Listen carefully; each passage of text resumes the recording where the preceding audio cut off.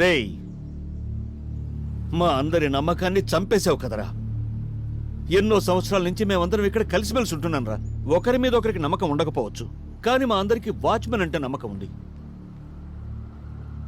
మేం బయటికి వెళ్తున్నామంటే తాళాలు మీ చేతికిచ్చి వెళ్తాం. మా ఇళ్లలో ఆడవాళ్లు ఒంటరిగా ఉంటే మీకు చెప్పి వెళ్తాం. ఆ నమ్మకాన్ని కూడా మోసం చేసావు కదరా, నమ్మక ద్రోహి. వీడితో మాట్లాడండి సార్. దయ్యాల ముందు వేదాలు వల్లిస్తున్నట్టు. మీరు తప్పుకోండి. మీరు ఆగండి అంకుల్. వీడికి మా స్టైల్లో కోటింగ్ ఇస్తాం. వద్దొద్దా, వీడిని బయటికి పంపించేస్తాం. తప్పు చేసిన వాడిని ఊరికే వదిలేస్తే ఈ రోజు మీ అమ్మాయి చేపట్టుకున్నాడు, రేపు వేరే అమ్మాయి చేపట్టుకుంటారండి. ఒరే ఒరే ఒరే, మీరు గమ్మున్నాను సామ్యా, మనకెందుకు ఇయన్నా? పోలీసు వాళ్ళకి ఫోన్ చేస్తే వాళ్ళు వచ్చి తీసుకుపోతారు. మీరు ఆగండి అంకుల్, వీడి సంగతి మేము చూసుకుంటాం. దేవత లాంటి రాధక్క చేపట్టుకుంటావరా? Stop it. ముందు వీడిని బయటికి పంపించండి. చూసావరా మా రాధకు మంచితనం. నువ్వు తను చేపట్టుకున్న క్షమించి వదిలేసింది. ఇంకా మాట్లాడరా? ఒరే ఒరే ఒరే, వాడిని చేయబాకండి అబ్బాయా.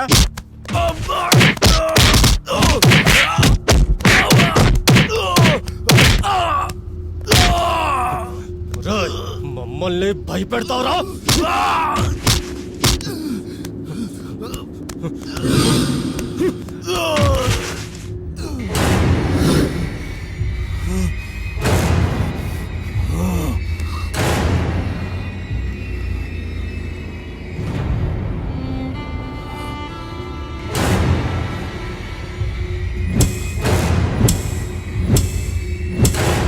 నన్నే అందరి ముందు రక్తం వచ్చేలా కొట్టి అవమానించి గంటేస్తారా?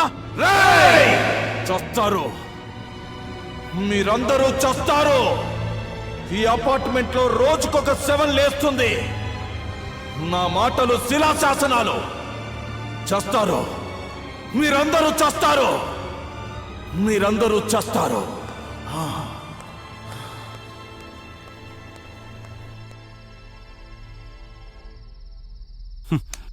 ఆ వాచ్మెన్ గాడు మనల్నే భయపెడతాడారా? వాడి టైం బాగోలేక మనకు దొరికెళ్ళా మామ.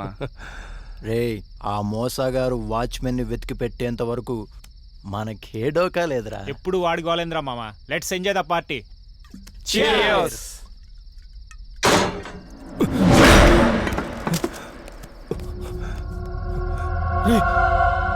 ఆ వాచ్మెన్ గాడు వచ్చేట్టున్నాడు. వాడు మనల్ని అంత ఈజీగా వదిలిపెట్టాడు. రే పరిగెత్తండి, పదండ్రా.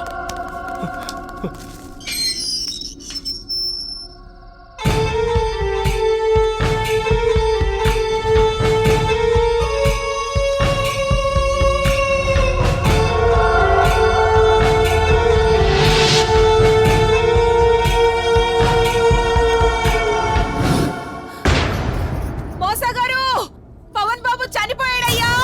పోలీసులకి ఫోన్ చేయండి అయ్యా.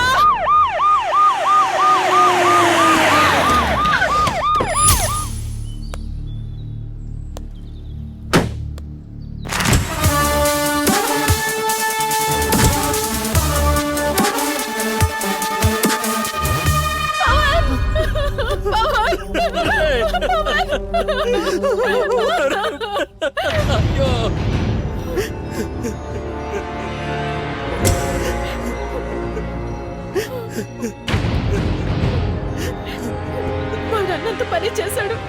నా బిడ్డను పొట్టను పెట్టుకున్నాడు సార్. అన్నంత పని చేయడం ఏంటి? అది నేను చెప్తాను.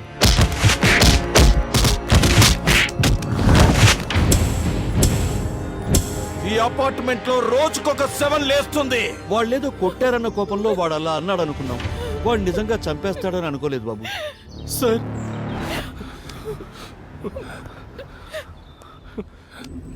వాడిని కొట్టామన్న పగతో మాలో ఒకరిని చంపేశాడు సార్. రేపు ఇంకెవరిని చంపేస్తాడా అని మాకు చాలా భయంగా ఉంది సార్. డోంట్ వరీ, మీరు భయపడాల్సిన అవసరం అస్సలు లేదు. నేను చూసుకుంటాను. వాడిని తప్పకుండా పట్టుకుంటాను.